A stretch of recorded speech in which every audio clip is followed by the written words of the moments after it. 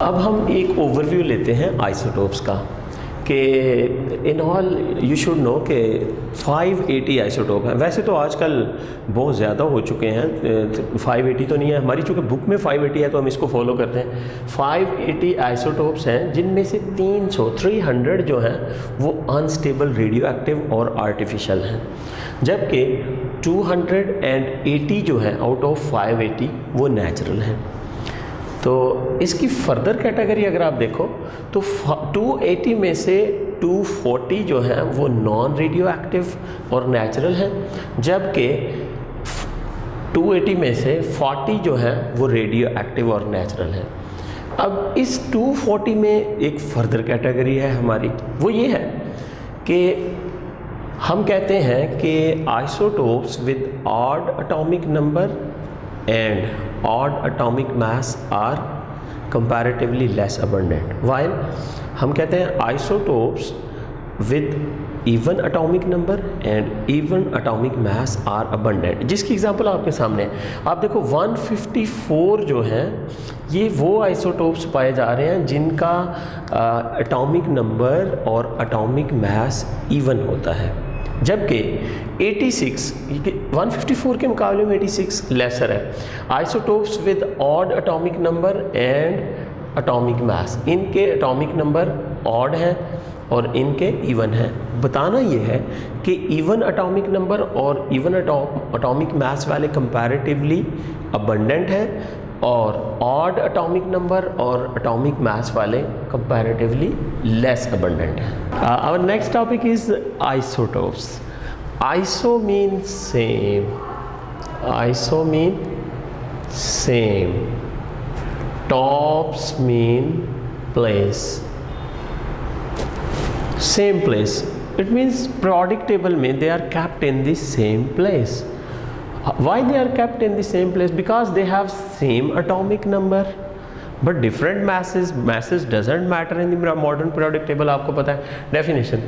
Atoms of the same element, atoms of the same element having different masses, having different masses are called isotopes. Why do isotopes exist? ये हमें पता होना चाहिए। भाई isotope exist करते हैं, आप कहो isotopes exist due to different number of neutrons, different number of neutrons, और ये नेचुरल है कि इनमें न्यूट्रॉन नंबर डिफरेंट पाया जा रहा है। ये मैं कहूँ इस वजह से है या इस वजह से, it's quite natural that different atoms have different number of neutron. जब न्यूट्रॉन नंबर डिफरेंट होगा तो उनके मैसेस वेरी करेंगे। यहाँ पे हम एक एग्ज़ाम्पल देखते हैं इन ऑर्डर कि हम समझ सकें आइसोटोप्स को। Example is hydrogen has 3 isotopes. हमें मालूम है वो कौन कौन से आइसोटोप्स हैं, 1H1, 1H2, 1H3। बेस पे एटॉमिक नंबर लिखें, टॉप पे एटॉमिक मास लिखें। ये पहला आइसोटोप है, this is called protium for hydrogen. This one is second isotope that is called deuterium. आप जानते होंगे D2O तो आपने पढ़ा ही होगा। ड्यूट्रियम हेवी वाटर का जिसमें ड्यूट्रियम आइसोटोप हैविंग 2 मास इस्तेमाल होता है और ये न्यूक्लियर रिएक्टर में एज मॉडरेटर भी इस्तेमाल होता है, आपको पता होना चाहिए। ट्रीटियम, ट्रीटियम जो है इसमें हम देखते हैं कि इसका मास 3 है। इसमें एक प्रोटॉन फर्स्ट वाले में, प्रोटियम के अंदर there is only proton, there is no neutron, while in deuterium there is one proton in the nucleus and one neutron. In third case या ट्रीटियम के केस में एक प्रोटॉन और 2 न्यूट्रॉन हैं। एज ए रिज़ल्ट मास जो है इसका 3 आ रहा है। अगर आप न्यूट्रॉन नंबर निकालना चाहते हैं तो याद रखिएगा mass number minus atomic number कर दें तो आपके पास किसी भी स्पीशीज़ के अंदर, किसी भी एटम के अंदर नंबर ऑफ न्यूट्रॉन आ जाएगा। इसका मतलब है 3 minus 1 2 neutron, 2 minus 1 1 neutron, 1 minus 1 0 neutron. और याद रखिएगा कि हाइड्रोजन जो है इसके अंदर न्यूक्लियस में और कुछ नहीं होता, यानी न्यूट्रॉन नहीं है। तो इस वजह से, क्योंकि जब हाइड्रोजन का पहला आइसोटोप है उसमें है ही एक प्रोटॉन ही है, तो एक प्रोटॉन होने की वजह से हाइड्रोजन को हम father of all the elements कहते हैं। याद रखिएगा फादर की करैक्टरिस्टिक्स ऑफस्प्रिंग में या बच्चों में होती हैं। इसी तरह प्रोटॉन हर एटम की बेसिक करैक्टरिस्टिक में शामिल है, हर एटम का बेसिक कॉन्स्टिट्यूएंट है। जिस तरह पेरेंट के ट्रेट्स या जो खूबियां हैं वो ऑफस्प्रिंग में जाती हैं, इस तरह हम कहते हैं कि hydrogen is the father of all the element. मैंने क्या बताया कि इसके अंदर न्यूट्रॉन नहीं है, ठीक है, सिर्फ और सिर्फ प्रोटॉन है। आपने पढ़ा होगा बहुत ज़्यादा प्रोटॉन। इसका ख़ास तौर पे जब हम हाइड्रोजन का इलेक्ट्रॉन निकालते हैं तो फिर हम इसको भी प्रोटॉन कहते हैं। इसकी रीज़न आपको समझ आ गई कि जब हाइड्रोजन एटम से हम इलेक्ट्रॉन निकालें तो बाकी बचता ही प्रोटॉन है। So hydrogen atom is commonly called, जब +1 ऑक्सी इसमें स्टेट होती है तो दिस इज़ कॉल्ड प्रोटॉन। अब हम देखते हैं कि क्या क्या सिमिलैरिटीज़ होती हैं आइसोटोप्स में। Isotopes have same atomic number. भाई अगर एटॉमिक नंबर सेम है तो very simple, same number of electrons. भाई अगर नंबर ऑफ इलेक्ट्रॉन सेम है तो it means same number of protons, number of protons भी सेम होंगे। आपको पता है कि केमिकल प्रॉपर्टीज़ जो हैं they depend upon electronic configuration, तो इसलिए हम कहते हैं isotopes have same chemical properties. ठीक है, अब हमें ये भी पता होना चाहिए कि they have different neutron number, so इनकी फिज़िकल प्रॉपर्टीज़ डिफरेंट होगी। अब आप डिसिमिलैरिटीज़ की तरफ जाते हैं। हम कहते हैं कि आइसोटोप्स डिफ़र इन, सबसे पहले हम कहते हैं they differ in mass number, number of neutron is also different, number of neutron is different, number of neutron is different। एक तो mass number different हुआ और दूसरा number of neutron different हुए। और याद रखिएगा केमिकल प्रॉपर्टीज़ जो होती हैं वो एटॉमिक नंबर पे डिपेंड करती हैं, तो इनकी केमिकल प्रॉपर्टीज़ जो हैं सेम होती हैं, जबकि फ़िज़िकल प्रॉपर्टीज़ जो हैं वो मास पे डिपेंड करती हैं। सो इनके मासेस डिफरेंट हैं। अब देखो 1 mass, 2 mass, 3 mass. If physical properties, if masses are different, then physical properties are also different. हम कहते हैं isotopes have different physical properties. क्यों भाई? मैसेज पे डिपेंड करती हैं फिज़िकल प्रॉपर्टीज़। अगर मैसेज डिफरेंट हैं तो फिज़िकल प्रॉपर्टीज़ भी डिफरेंट होंगी। अब हम देखते हैं कि कुछ ऐसे एलिमेंट हम देखते हैं कि उनमें क्या क्या कुछ, ये काट दें थोड़ा सा, ये पिछला कुछ, अगर एक एलिमेंट के कितने आइसोटोप हैं, कुछ ऐसे एलिमेंट हैं जिनके अंदर कोई आइसोटोप मतलब एक से ज़्यादा नहीं पाए जाते। मोनो आइसोटोपिक एलिमेंट्स आपको याद करना होगा। इसमें याद रखिएगा, एक गोल्ड है, इसका कोई दूसरा आइसोटोप नहीं होता। आर्सेनिक है, आयोडीन है और फ्लोरीन है। They don't have more than one isotope. It means they are all monoisotopic element. अगर हम डाई आइसोटोपिक एलिमेंट कोई देखना चाहें तो उसमें हमें याद करना पड़ेगा कि क्लोरीन के 2 आइसोटोप हैं, क्लोरीन 35 आइसोटोप। अगर हम डाई आइसोटोपिक एलिमेंट देखें तो इसमें क्लोरीन और ब्रोमीन इसकी बेस्ट एग्जांपल्स हैं। फिर ऐसे एलिमेंट जिसमें 3 आइसोटोप हों तो उसको हम ट्राई आइसोटोपिक का नाम देंगे। इसमें हाइड्रोजन और कार्बन बहुत मशहूर एग्जांपल्स हैं इसकी। और अगर आप टेट्रा आइसोटोपिक की कोई एग्ज़ाम्पल देखना चाहते हो तो आप सल्फ़र देख लें। फिर इसी तरह अगर हम कोई पेंटा आइसोटोपिक एलिमेंट देखना चाहते हैं तो इसमें निकल होगा, फिर यानी 5 आइसोटोप इसके होंगे। फिर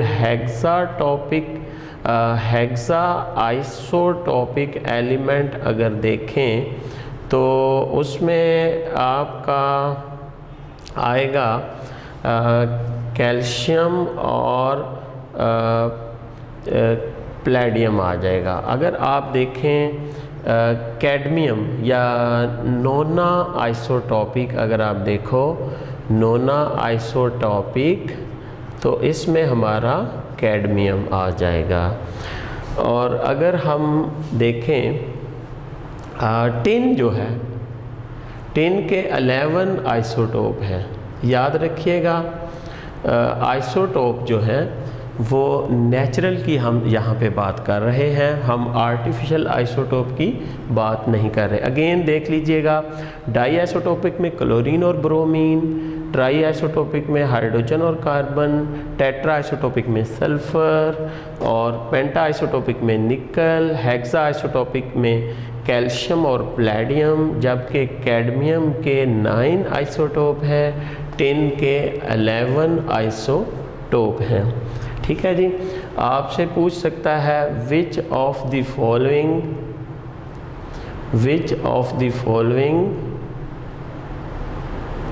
हैज़ मैक्सिमम आइसोटोप्स। तो अगर आप देखो मेरे पास ए ऑप्शन है, बी है, सी है, डी है। ए में मैं कह देता हूँ जो सल्फ़र है, ठीक है, सल्फ़र। बी में मैं कह देता हूँ जी टिन है। सी में मैं कहता हूँ सिल्वर है और डी में मैं कह देता हूँ कैडमियम है। तो अगर हम देखें तो सल्फ़र के सिर्फ 4 आइसोटोप होते हैं, टिन के 11 होते हैं, सिल्वर के 16 से भी ज़्यादा होते हैं, कैडमियम के हमने अभी देखा कि 9 होते हैं। तो याद रखिएगा अगर नेचुरली देखा जाए तो टिन के सबसे ज़्यादा आइसोटोप होंगे, दैट आर 11। नेचुरल की हम बात करेंगे। ये जो सिल्वर के हैं वो नेचुरल नहीं हैं बल्कि रेडियो एक्टिव आइसोटोप हैं। As a radioactive decay जो टिन सिल्वर के बनेंगे वो ज़्यादा हैं।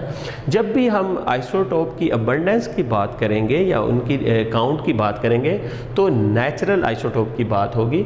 तो यहाँ पे हमारा बेस्ट आंसर टिन होगा। ठीक है।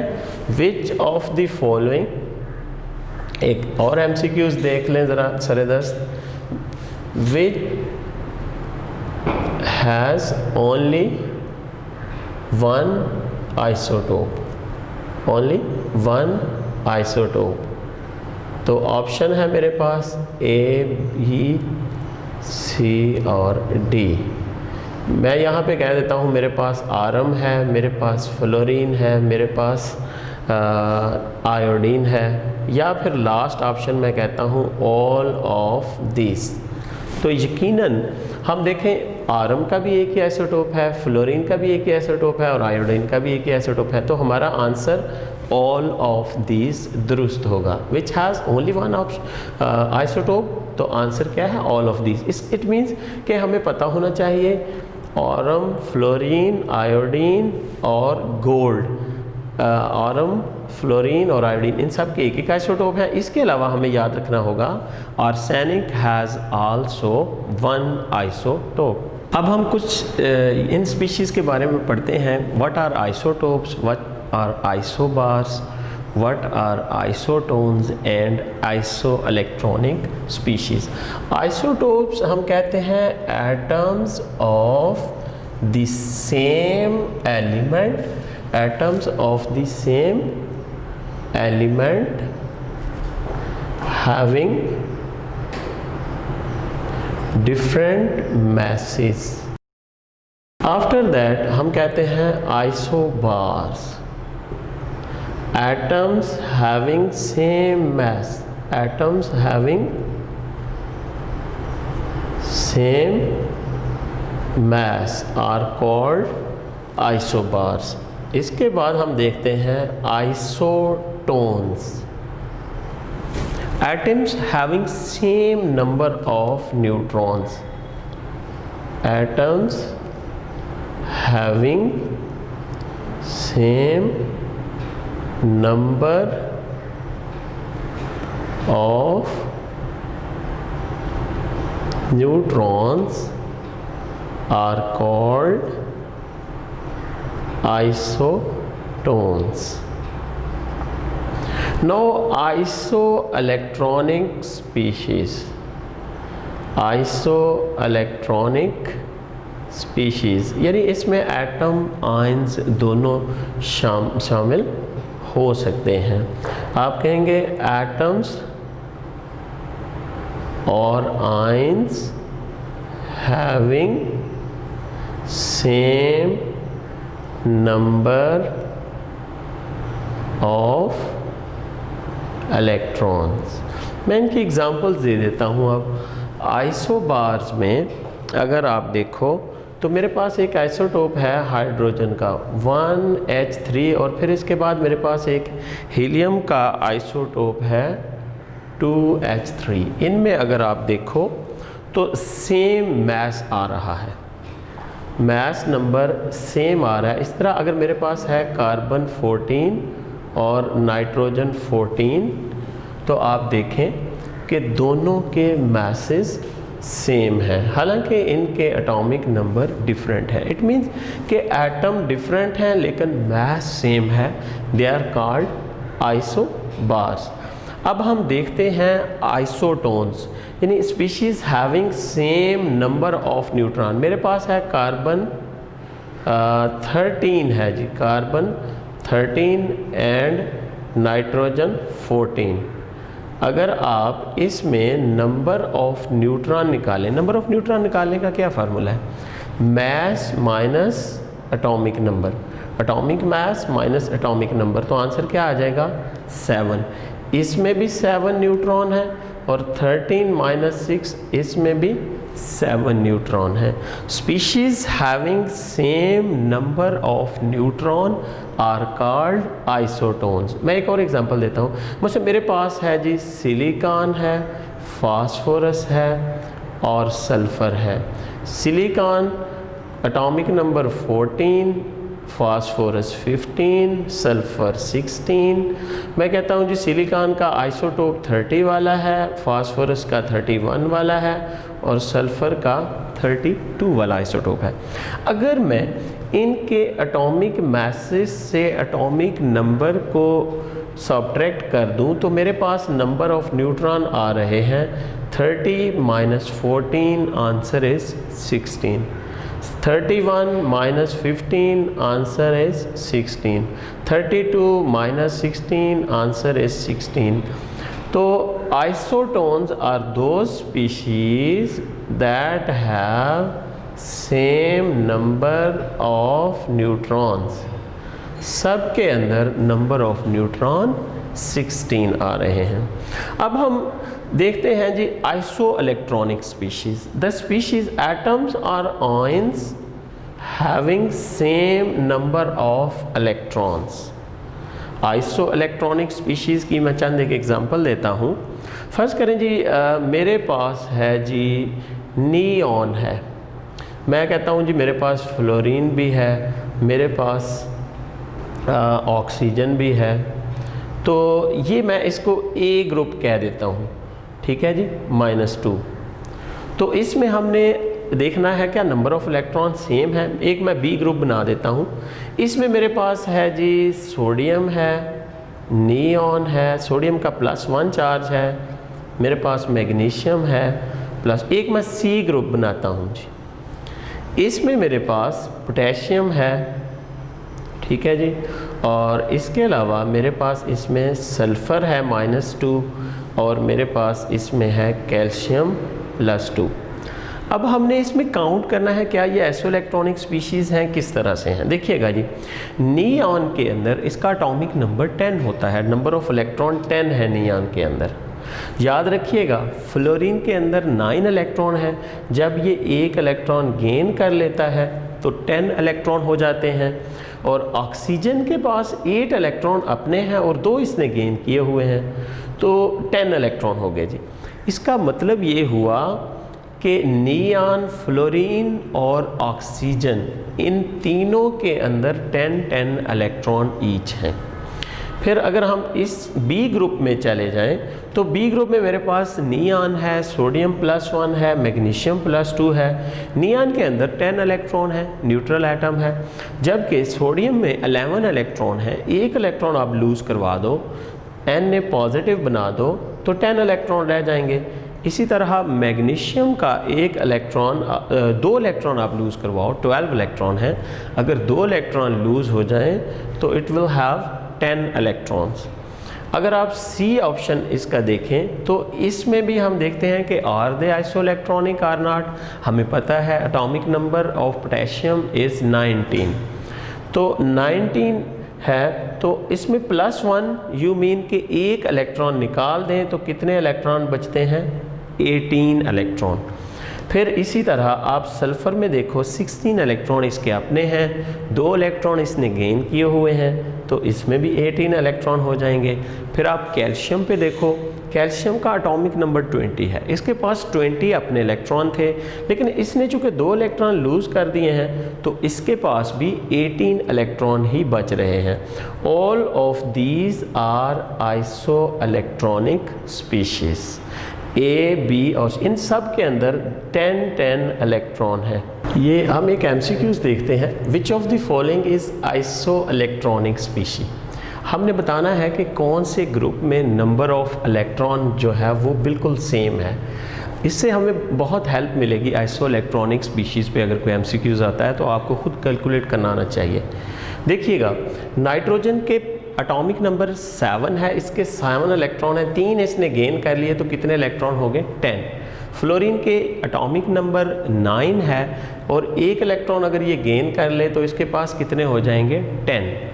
और ऑक्सीजन के अपने इलेक्ट्रॉन 8 हैं और अगर ये 2 इलेक्ट्रॉन हासिल कर लेता है तो कितने हो जाएंगे, 10। इट मीन कि ये आइसो इलेक्ट्रॉनिक है ए ग्रुप। अगर हम देखें बी ग्रुप में क्या सिनेरियो है तो आप देखो नियॉन का एटॉमिक नंबर 10 है, इसके पास 10 ही इलेक्ट्रॉन है। मैग्नीशियम का 12 है, आप 2 इलेक्ट्रॉन निकाल दें अगर तो इसके पास भी 10 इलेक्ट्रॉन बनेंगे।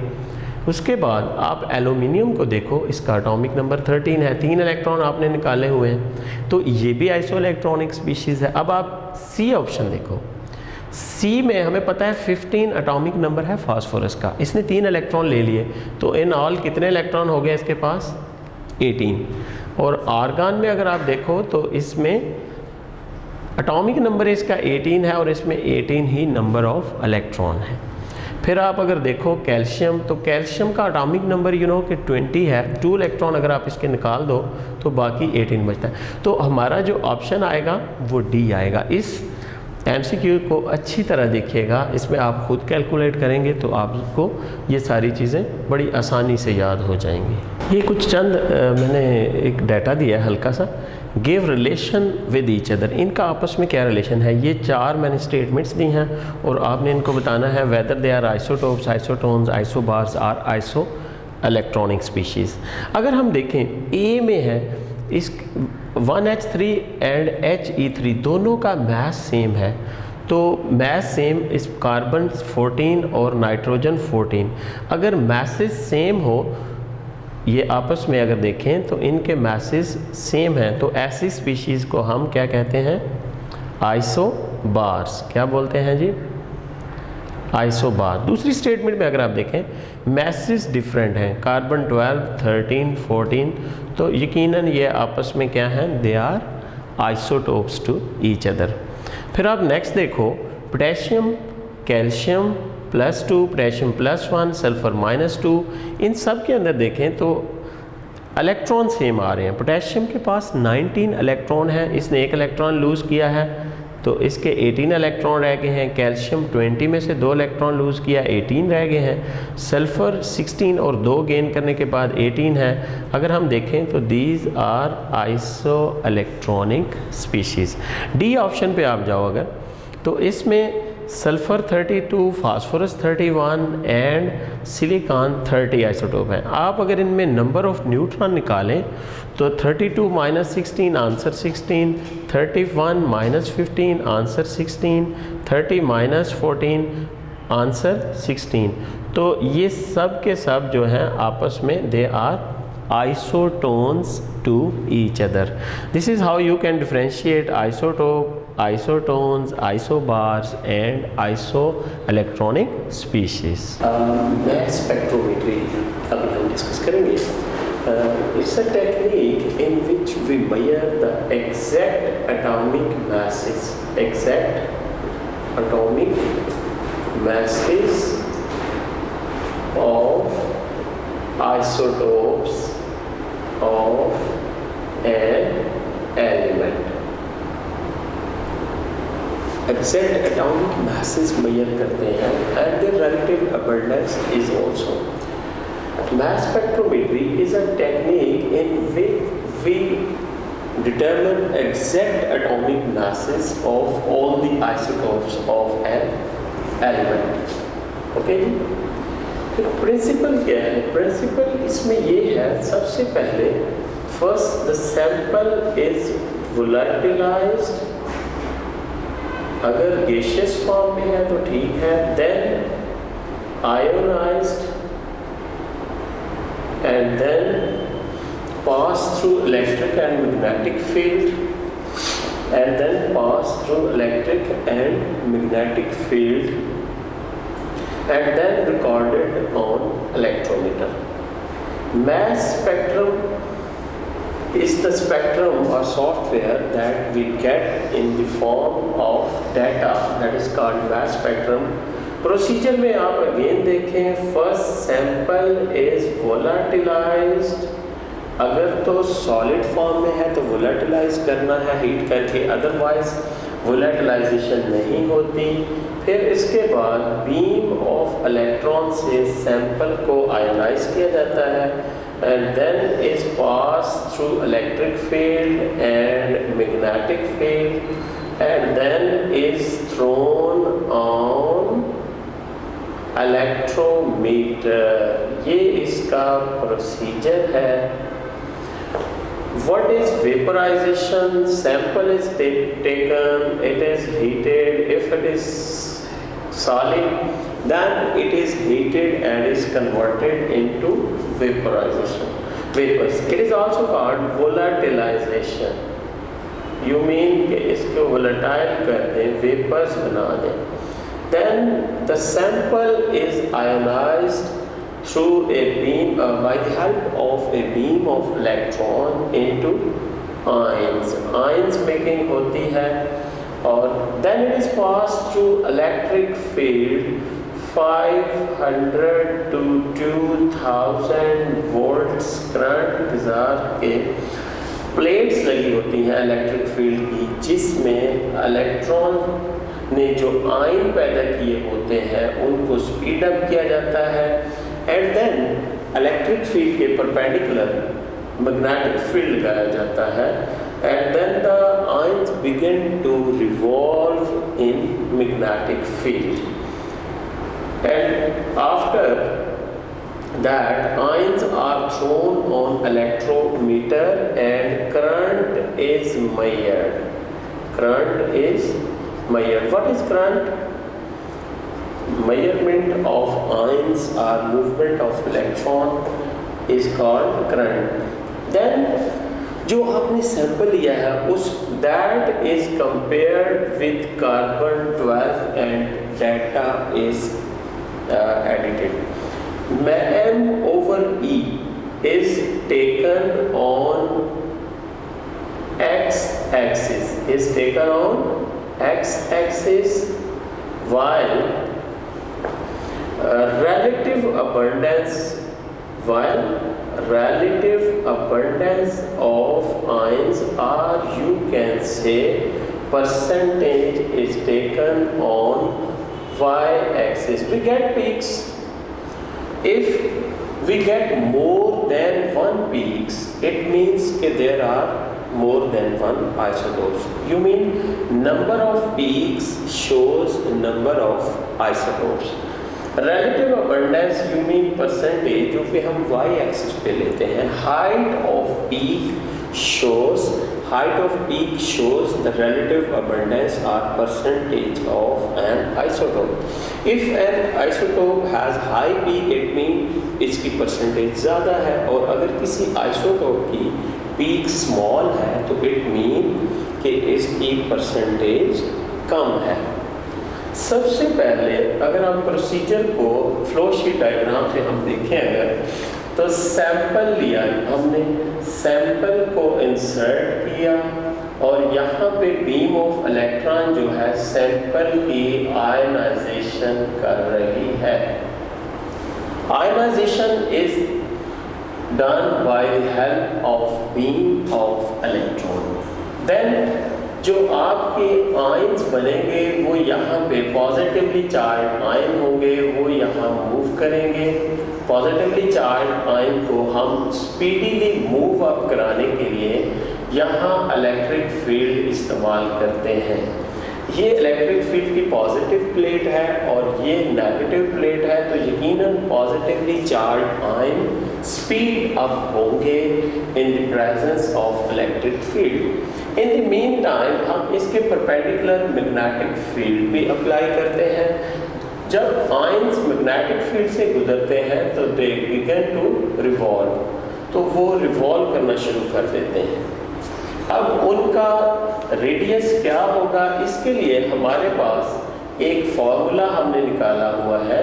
वो क्या है, h square r square over h square r square over 2e.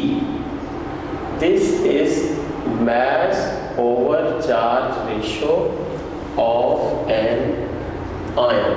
किसी भी आयन की मास, और आयन का जो चार्ज है यहाँ पे पॉजिटिव चार्ज हम बनाते हैं, उनको इलेक्ट्रिक फील्ड से स्पीड अप करते हैं. मैग्नेटिक फील्ड में they begin to revolve, you know कि चार्जेस जो है वो मैग्नेटिक फील्ड उन पे असरअंदाज होता है तो वो रिवॉल्व करते हैं.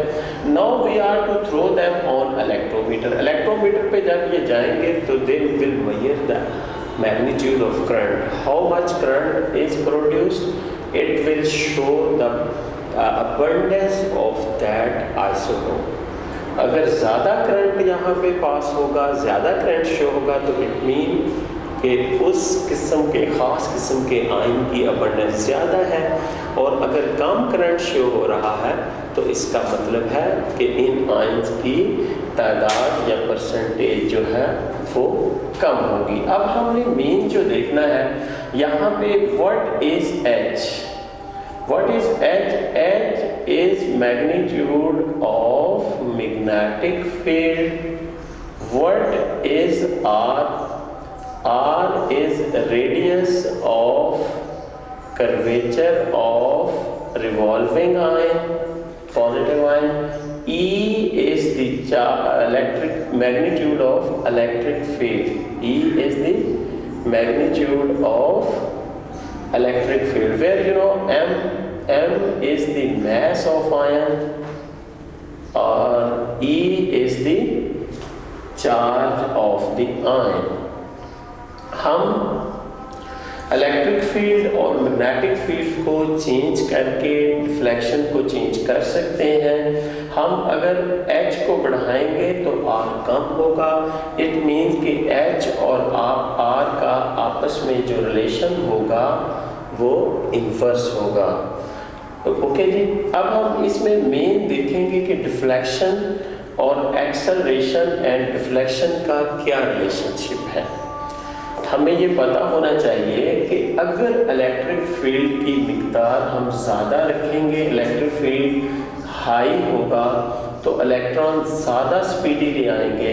जब ज़्यादा स्पीडीली आएंगे तो देखें, इस केस में मैं कह रहा हूँ इलेक्ट्रिक फील्ड कम है, इस केस में इलेक्ट्रिक फील्ड ज़्यादा है। जब इलेक्ट्रिक फील्ड ज़्यादा है तो डिफ्लेक्शन कम है, ये इसका रेडियस जो है वो बड़ा आएगा। जब हम इलेक्ट्रिक फील्ड की मिकदार को कम रखेंगे तो इसका रेडियस जो है वो स्मॉल होगा। व्हाट डज इट मीन कि इलेक्ट्रिक फील्ड ज़्यादा होगा। एक्सेलरेशन एंड डिफ्लेक्शन में आप देखें, electric field is directly proportional to radius while magnetic field is inversely proportional to radius. अगर इलेक्ट्रिक फील्ड की मिकदार ज़्यादा होगी तो ज़्यादा स्पीड से आयन इधर आएंगे तो वो जल्दी डिफ्लेक्ट नहीं होंगे। तो इसका मतलब है कि इसका R जो है वो लार्ज आएगा। अगर इलेक्ट्रिक फील्ड कम है तो रेडियस कम होगा, तो इसका मतलब है रेडियस की मिकदार कम हो जाएगी। जब रेडियस कम होगा इसका मतलब एक बॉल बहुत तेज़ी से आपकी तरफ, खुदा खास्ता एक बुलेट आ रही है आपकी तरफ, तो हम उसकी वो ज़्यादा स्पीड से है तो हम उसको नहीं रोक पाते, उसको हम डिफ्लेक्ट जल्दी नहीं रोक पाते या नहीं रुकेगी, इसलिए हम कहते हैं उसका रेडियस ज़्यादा है। इसके बरक्स अगर कोई छोटी सी बॉल आ रही है आपकी तरफ, कागज़ की बॉल आ रही है, तो आप उसको आराम से कर सकते हैं, वो डिफ्लेक्ट बल्कि हवा से वो मुड़ जाएगी इस तरफ। तो इसका मतलब ये हुआ कि इलेक्ट्रिक फील्ड अगर ज़्यादा है तो डिफ्लेक्शन जो है रेडियस ज़्यादा होगा, और अगर इलेक्ट्रिक फील्ड कम है। अब हम देखते हैं relationship between magnetic field and deflection. First of all हमें पता है कि डिफ्लेक्शन जो है that is inversely proportional to radius. अगर डिफ्लेक्शन ज़्यादा है तो रेडियस कम हो जाएगा, और अगर डिफ्लेक्शन कम है तो रेडियस ज़्यादा होगा। अब हम देखते हैं magnetic field is directly proportional to deflection. भाई जितना ज़्यादा मैग्नेटिक फील्ड होगा उतना आयंस पे वो ज़्यादा असर करेगा, जिसकी वजह से डिफ्लेक्शन ज़्यादा हो जाएगी। जबकि इलेक्ट्रिक फील्ड के केस में डिफरेंट हो जाएगा। इलेक्ट्रिक फील्ड में जितनी ज़्यादा स्पीड से इलेक्ट्रॉन आ रहे होंगे, यानी जब आप इलेक्ट्रिक फील्ड को बढ़ाओगे तो डिफ्लेक्शन कम हो जाएगी। कि अगर आपकी तरफ एक तेज़ी से बुलेट आ रही है तो या आपकी तरफ दो बॉल फेंकी जा रही हैं, एक सेम बॉल है, एक तेज़ी से फेंकी गई है और एक बिल्कुल स्लोली फेंकी गई है। स्लो वाली को आप डिफ्लेक्ट कर सकते हैं, ठीक है, जिसकी कह लें कि स्पीड कम, इलेक्ट्रिक फील्ड कम, यानी उसकी स्पीड अगर कम है तो उसकी डिफ्लेक्शन ज़्यादा होगी, और जिसकी स्पीड ज़्यादा होगी उसकी डिफ्लेक्शन कम होगी। अब हम देखते हैं relationship between mass, charge and deflection. हमें ये पता है कि अगर मैं आपकी तरफ एक 5 kg की बॉल फेंकूं तो आप उसको डिफ्लेक्ट नहीं कर सकते। इसके बरक्स में अगर एक प्लास्टिक की छोटी सी बॉल फेंकूं तो आप इजीली डिफ्लेक्ट कर सकते हैं। तो इसका मतलब है डिफ्लेक्शन और मैस का आपस में इन्वर्स रिलेशन है। अगर हेवी बॉल फेंकी जाए आपकी तरफ तो आप आराम से उसको डिफ्लेक्ट कर सकते हो, जब आराम से डिफ्लेक्ट नहीं कर सकते हो, जबकि लाइट बॉल अगर है तो आप उसको आराम से डिफ्लेक्ट कर सकते हो। अगर हम देखें चार्ज जितना ज़्यादा होता है उतनी डिफ्लेक्शन जो है वो ज़्यादा होगी, और चार्ज अगर कम है मैग्नेटिक फील्ड के अंदर, तो अगर चार्ज की डिफ्लेक्शन कम हो जाएगी। अगर चार्ज ज़्यादा तो डिफ्लेक्शन ज़्यादा, चार्ज कम तो डिफ्लेक्शन कम। अब मैस ओवर चार्ज रेशो भी बिल्कुल मैस की तरह आ रहा है। उसकी वजह यह है कि जब हम चार्जेस ले रहे होते हैं, आमतौर पे +1 चार्ज हम कंसीडर कर रहे हैं, चाहे सोडियम है या मैग्नीशियम है, तो हम +1 चार्जेस कंसीडर कर रहे हैं, तो इसका मतलब है मोस्टली ये मैस वाला रिलेशनशिप डोमिनेट करेगा, यानी mass inversely proportional to deflection होगा।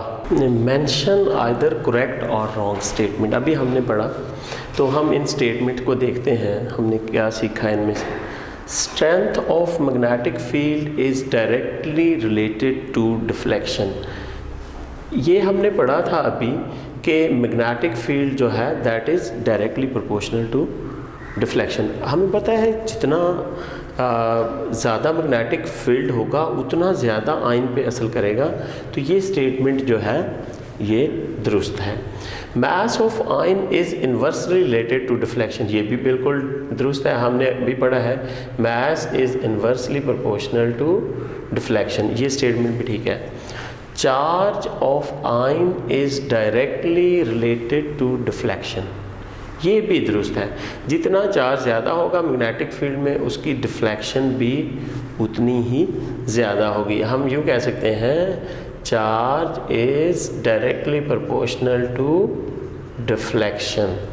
फिर उसके बाद हम एक स्टेटमेंट देखते हैं M/E of the ion is directly related to deflection, जबकि हमने पढ़ा है कि मैस तो इन्वर्सली रिलेटेड है, लेकिन आप कहेंगे चार्ज चूँकि हम हर दफ़ा 1 कंसीडर करते हैं, तो यहाँ इसने डायरेक्ट कहा है, जबकि इनका रिलेशन आपस में इन्वर्स बनता है। लास्ट स्टेटमेंट देखें, strength of electric field is directly related to deflection. भाई अगर तेज़ी से आयन आ रहा है तो उसकी डिफ्लेक्शन कम होगी, तो इसका रिलेशन जो है इन्वर्स बनना चाहिए, डायरेक्ट नहीं होना चाहिए। ये स्टेटमेंट लास्ट 2 रॉन्ग है और these first 3 ones are right ones. अब एक एमसीक्यूज देखें, the path of the ion after deflection depends on, क्या पाथ होगा जी? The path of the ion after deflection depend only on charge, only on the mass of the ion, जबकि हमें पता है कि डिफ्लेक्शन जो है वो असरअंदाज चार्ज और मास दोनों करते हैं, उसके ऊपर डिफ्लेक्शन पे असरअंदाज होते हैं। इसलिए हमारा answer neither nor mass, neither charge nor ion, neither charge nor mass of the ion, नहीं ये भी नहीं होगा। हमारा आंसर दुरुस्त ये होगा, both charge and mass of the ion जो है वो डिफ्लेक्शन पे असरअंदाज होते हैं, इसका डी ऑप्शन आएगा। Which of the species deflect to lesser extent, इनमें से कौन सा जो है वो लेसर एक्सटेंट पे डिफ्लेक्ट होगा, यानी कम डिफ्लेक्ट होगा। तो इसमें अगर आप देखें 5a+1, यानी आप मास ले लो और उनको 4 से डिवाइड कर दो, इसको आप करो 5/+1, इसको आप ये डिफ्लेक्ट ही नहीं होगा, ये तो बिल्कुल डिफ्लेक्ट ही नहीं होगा। तो हमने देखना है लेसर एक्सटेंट पे, तो हमें ये पता होना चाहिए जिसका मैस सबसे ज़्यादा आएगा, इसको अगर आप देखो 5/2, तो इसका आंसर क्या आ रहा है 2.5, और इसका 7/1, तो इसका आंसर 7 आ रहा है। मोस्टली तो मैस पे डिपेंड करता है ना, तो मैस इसका सबसे ज़्यादा है, तो इसलिए इसमें डिफ्रैक्शन सबसे लेसर होगी, तो हमारा डी ऑप्शन दुरुस्त होगा। Relative atomic mass, what is relative atomic mass? Basically atom is minutely small particle, बहुत छोटा ज़र्रा है, इसका मास किस तरह से निकालें? एक ऐसा ज़र्रा पार्टिकल जो नज़र ही नहीं आ रहा उसका मास निकालें। तो साइंटिस्ट ने ये कहा कि हम ऐसा करते हैं कि इन मुख्तलिफ़ एटम को आपस में कंपेयर कर लेते हैं। तो इसके लिए शुरू में इन्होंने हाइड्रोजन एज ए स्टैंडर्ड लिया। हाइड्रोजन का अपना मास फ्रैक्शन में था, इसलिए ऐसी चीज़ जिसका अपना मास फ्रैक्शंस में हो उस स्टैंडर्ड के तौर पे आप नहीं ले सकते। लेटर ऑन इन्होंने ऑक्सीजन लिया, ऑक्सीजन का अपना मास जो है 15.98 वगैरह है, तो ये भी फ्रैक्शन में आ रहा था, तो इसको भी इन्होंने नहीं लिया। लेटर ऑन जो आजकल चल रहा है तो कार्बन है, बेसिकली कार्बन का मास जो है अप टू 3 डेसिमल पॉइंट तक 12 के बाद 000 है, इसलिए कार्बन को एज ए स्टैंडर्ड लिया गया। तो रिलेटिव एटॉमिक मास है mass of an atom of an element compared with carbon 12 is called relative atomic mass. इसकी हम अगर एग्जांपल्स देखें तो हमारे पास है इसकी example magnesium 24 AMU, hydrogen 1 AMU और you can say 1.0073 AMU। 1 AMU stands for atomic mass unit। अब हम एक कैलकुलेशन करके देखते हैं। 1 AMU is said to be equal to 1.661 into 10 की 27 किलोग्राम। इसकी दूसरी कन्वर्जन देख लें, इट कैन ऑल्सो भी इक्वल टू 1.661 इंटू 10 की -24 ग्राम्स। यू नो कि किलोग्राम को जब ग्राम में कन्वर्ट करना हो तो 10 की रेज टू द पावर 3 से आप मल्टीप्लाई करते हैं, ठीक है। बड़ी क्वांटिटी को जब आप छोटी क्वांटिटी में लेकर आते हैं तो किसी क्वांटिटी से मल्टीप्लाई, किसी मल्टीपल से मल्टीप्लाई करना पड़ता है। तो 10 की 3 से हमने इसको मल्टीप्लाई किया। अब हम इसी तरह इसको मिलीग्राम में भी लेकर के जा सकते हैं। 1.661 इंटू 10 की raise to power -21। You know 1 gram में 1000 मिलीग्राम होते हैं। तो हम इसको बेसिकली 10 की रेज़ टू द पावर इसको 3 से मल्टीप्लाई कर रहे हैं। एज ए रिज़ल्ट हमारे पास आंसर आ रहा है इन milligrams। This is how you can find the mass in kilogram, gram and milligram। अब हम देखते हैं कि 1 AMU जो है वो किसके इक्वल है। ये इंटरेस्टिंग इन्फॉर्मेशन है आपके पास। ये देखिएगा, अगर आपके पास 1 AMU हो तो आप कहो जी हम this is equal to 1.661 into 10 की -24 ग्राम्स। हम क्या करते हैं, हम इधर भी 1.661 इंटू 10 की -24 ग्राम से डिवाइड कर देते हैं और इधर भी 1.661 इंटू 10 की 24 से डिवाइड कर देते हैं।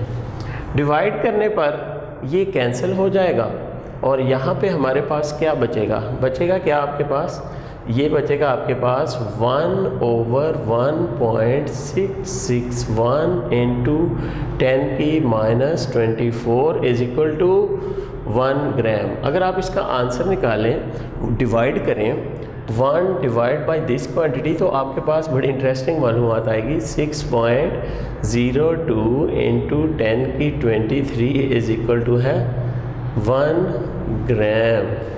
तो इसका मतलब क्या हुआ कि ये 6.02 इंटू 10 की 23 AMU इज इक्वल टू है 1 ग्राम।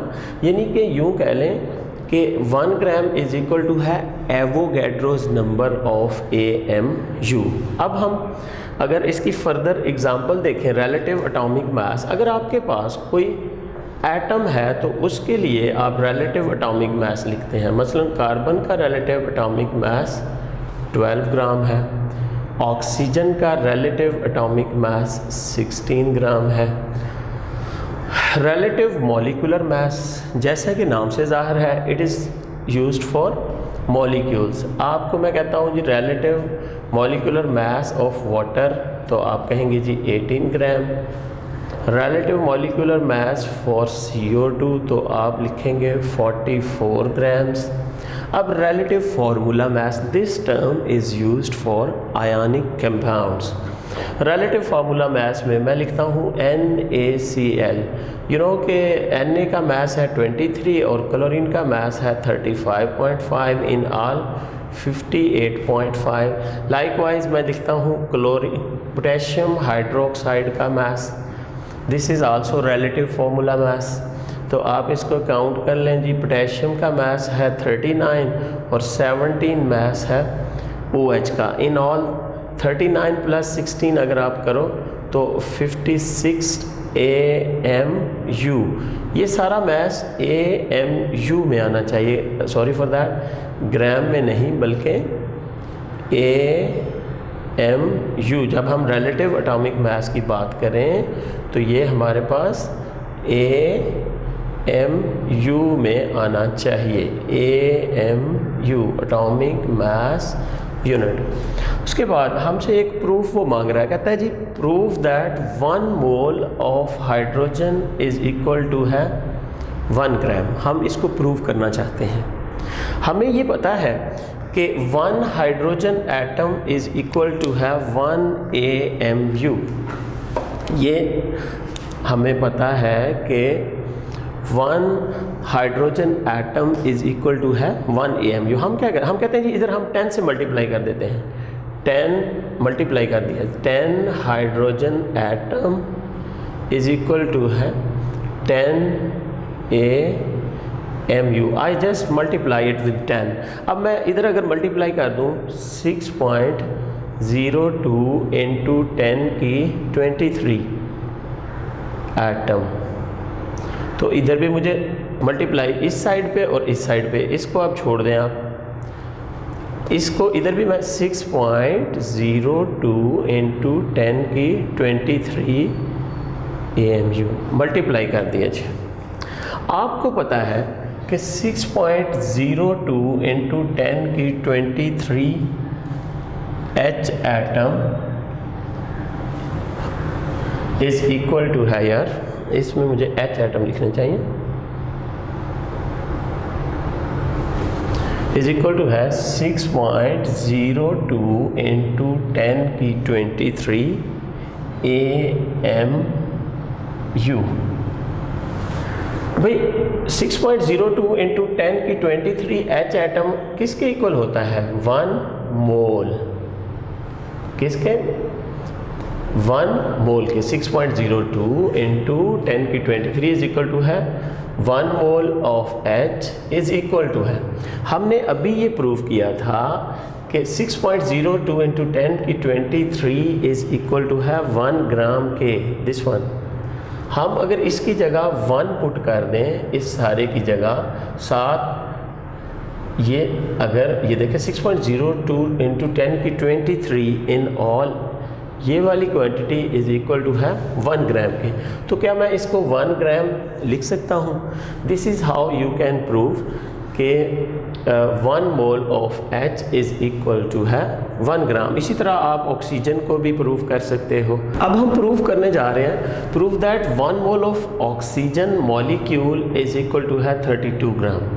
1 mole of oxygen molecule is equal to है 32 ग्राम। हमें पता है 1 oxygen molecule is equal to है 32 AMU।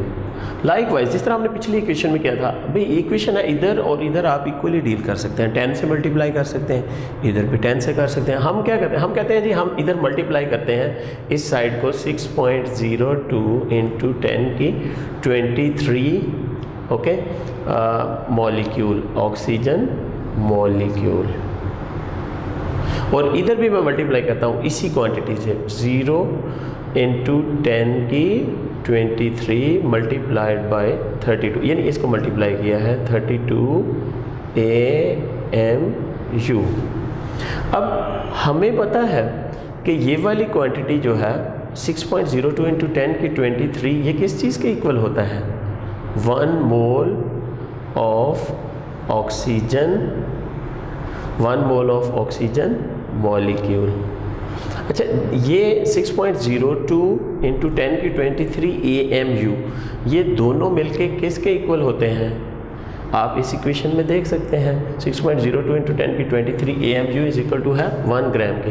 तो आप लिख सकते हो 32 इंटू 1 ग्राम, तो it mean 1 mole of oxygen molecule is equal to है 32 ग्राम्स। दिस इज़ हाउ कि हम ये प्रूव कर सकते हैं कि 1 मोल ऑफ ऑक्सीजन एटम 32 ग्राम के इक्वल होता है।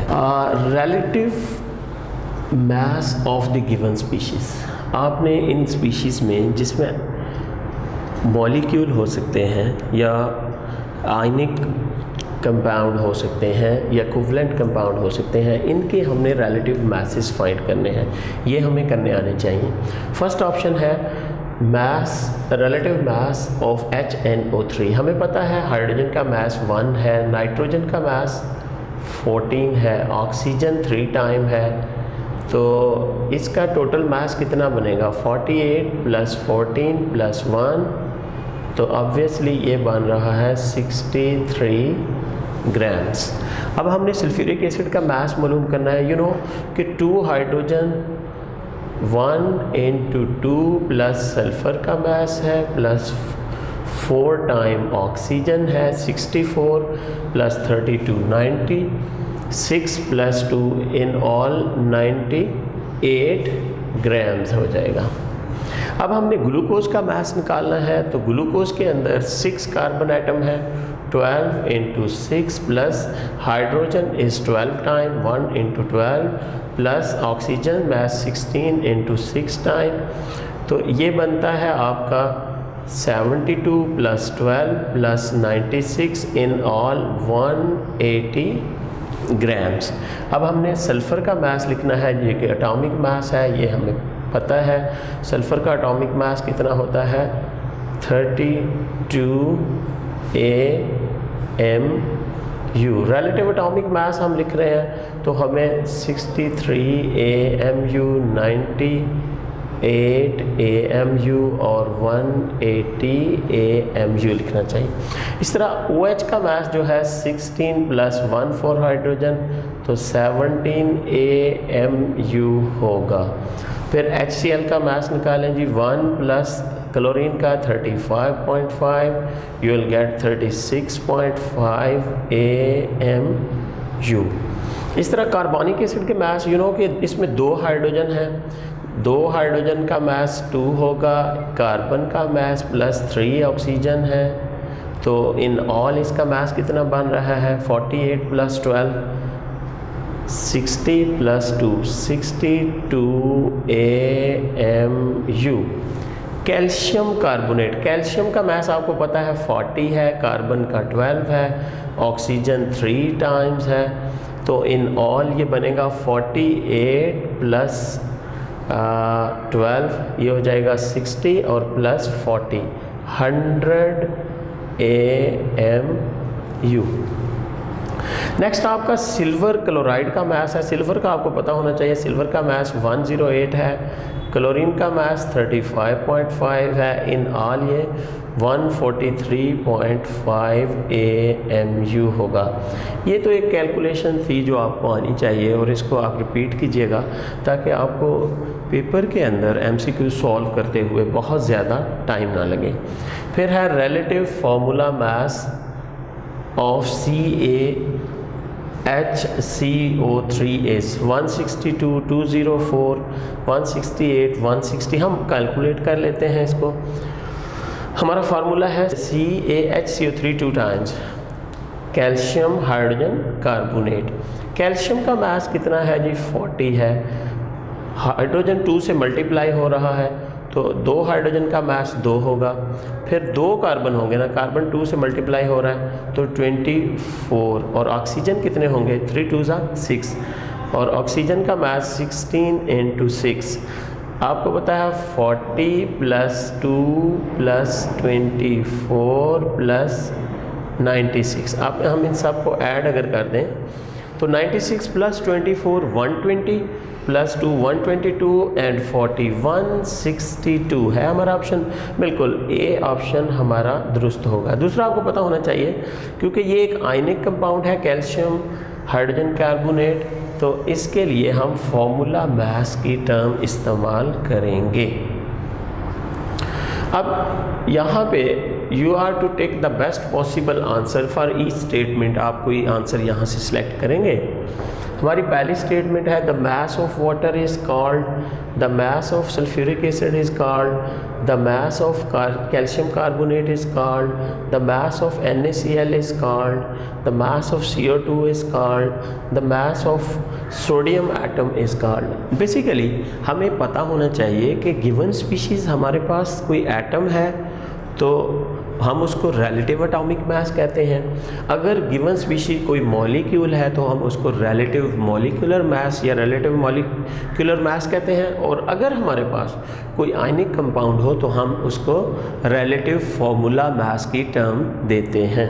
सबसे पहले the mass of water is called relative atomic mass, relative molecular मास और रिलेटिव फार्मूला मास। तो यकीनन वाटर चूँकि मॉलिक्यूल है, इसके अंदर कोवलेंट कंपाउंड है, तो रिलेटिव मॉलिक्यूलर मास होगा पहली स्टेटमेंट के लिए जो सिंगल आंसर आप सेलेक्ट करने जा रहे हैं। फिर इसके बाद again the mass of H2SO4 is called, ये भी एक मॉलिक्यूलर कंपाउंड है, तो रिलेटिव मॉलिक्यूलर मास इस स्टेटमेंट के लिए आपका करेक्ट आंसर होगा। फिर हमारे पास है calcium carbonate. The mass of calcium carbonate एक आयोनिक कंपाउंड है और आयोनिक कंपाउंड के लिए फार्मूला मास लिया जाता है। तो हम कहेंगे the mass of CaCO3 is called relative formula mass. Likewise NaCl, the mass of NaCl भी एक आयनिक कंपाउंड है, तो इसके लिए भी हम जो टर्म इस्तेमाल करेंगे that should be relative formula mass for NaCl।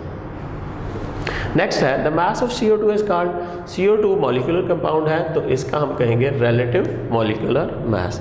Last में हमारे पास Na है, सिर्फ सोडियम एटम है, तो एटम के लिए रिलेटिव एटॉमिक मास की टर्म इस्तेमाल होगी।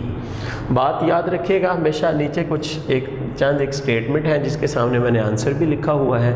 आपको पता होना चाहिए अगर एटम या मॉलिक्यूल की बात कर रहा हो तो मास AMU में होना चाहिए, और अगर वो किसी मोल की बात कर रहा हो किसी स्पीशीज़ के लिए तो फिर हम ग्राम में ज़ाहिर करते हैं। और दूसरा, अगर किसी चीज़ कोई ऐसी सब्सटेंस है, मतलब ऑक्सीजन है, उसके साथ लिखा कुछ नहीं हुआ, एटम या मॉलिक्यूल कुछ नहीं लिखा हुआ, तो फिर वो मॉलिक्यूल कंसीडर होगी ऑक्सीजन। हमेशा याद रखिएगा अगर कोई सब्सटेंस ऐसे लिखा गया है कि उसके साथ एटम या मॉलिक्यूल मेंशन नहीं है तो फिर हम उसको मॉलिक्यूल कंसीडर करते हैं, क्योंकि वो एग्जिस्ट एज ए मॉलिक्यूल कर रही है। हाँ, वो अलग बात है कि अगर वो साथ एलिमेंट या एटम या मॉलिक्यूल लिख दे, अगर नहीं लिखा तो हमने उसकी स्टेबल फॉर्म कंसीडर करनी होती है। अब mass of one oxygen molecule, तो एक ऑक्सीजन का मास आपको पता है 16 है, तो 2 ऑक्सीजन एक मॉलिक्यूल में होते हैं, तो 16 + 16 32 AMU। ये क्या होगा जी? 13 AMU। अब मास ऑफ 1 मोल, अब आगे मोल की बात, किस चीज़ के? Oxygen molecule. भाई ऑक्सीजन मॉलिक्यूल का मोल है तो मास ग्रामों में होना चाहिए। यहाँ पे अगर आप AMU में लेंगे मोल का मास तो आपका आंसर गलत हो जाएगा। अब नेक्स्ट देखिए third statement, mass of 0.5 mole of oxygen atom.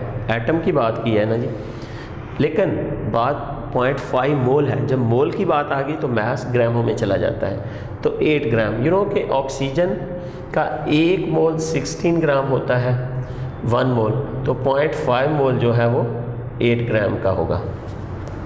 अच्छा, ये है मास ऑफ 5 ऑक्सीजन एटम्स। फिर एटम की बात होगी ऑक्सीजन की, हमने मोल की बात नहीं की। अब ऑक्सीजन एटम है तो एक ऑक्सीजन एटम का मास है 16, तो 5 का कितना होगा? 5 16 ज़ा 80 AMU। याद रखें अगर कोई एलिमेंट है या मॉलिक्यूल है तो उसका मास हम लेते हैं AMU में, और अगर वो मोल में दिया गया है तो हमेशा मास ग्राम में लेंगे।